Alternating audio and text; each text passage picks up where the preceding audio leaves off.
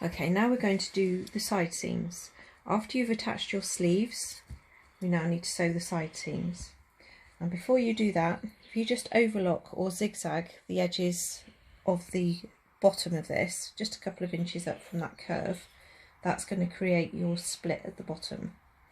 Now if you're doing this without French seams, then you want to put right sides together and pin that together, sew your 1 centimetre seam allowance down to where that just starts curving, and it's pretty straightforward from then on, because you can then carry that seam on down the bottom, fold that back and do what we're going to do with the French seam. But with a French seam it's a little bit more difficult. So you sew a French seam with put your wrong sides together first of all, and then turn it through, put your right sides together. If you don't know how to do a French seam, I've got a little video on that, so you can have a look how to do that. But don't sew any further than there's a dot on the pattern which actually is a little bit too low.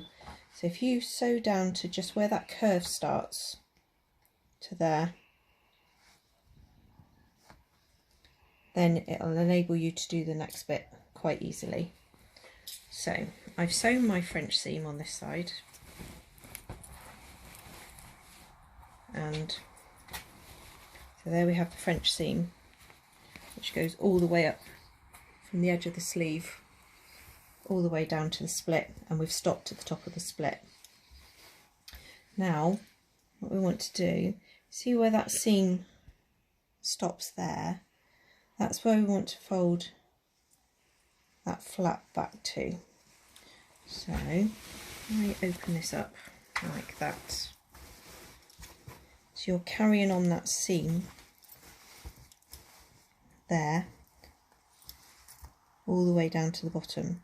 If you've sewn too far at this stage, this bit will get stuck and you in the seam and you can't fold it back. So if you can't do the bit that I'm doing now because it's all getting caught up, then you need to undo that seam a bit and just redo it. But this bit folds back like that, and the same with this side. Fold it right back to where that seam finishes. Just carry it on all the way down to the bottom to the hem. You can press that nice and flat then.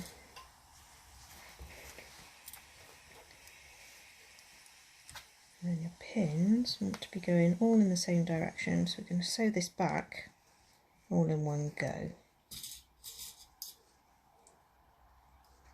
Okay, come over to the sewing machine. Oh, that was my knee. Right. So what you can use on this bit is the edge of your zigzag stitch as a guide to follow, and you'll just do a straight stitch all the way up to the top. Now when you get to where it starts to curve, if you end up with your needle down, lift the machine up and just do a, actually I'm going to go, make sure this seam is going towards the back, it's facing towards the back at this stage. You might get a few little bits here, which is what happens when you've got a French seam. It doesn't happen if you've got an open seam. No, we're going to go up at an angle like that to the seam, stop, come down and just follow the angle of your flat bit there, and then we'll put it down the other side. Back stitch at the end. There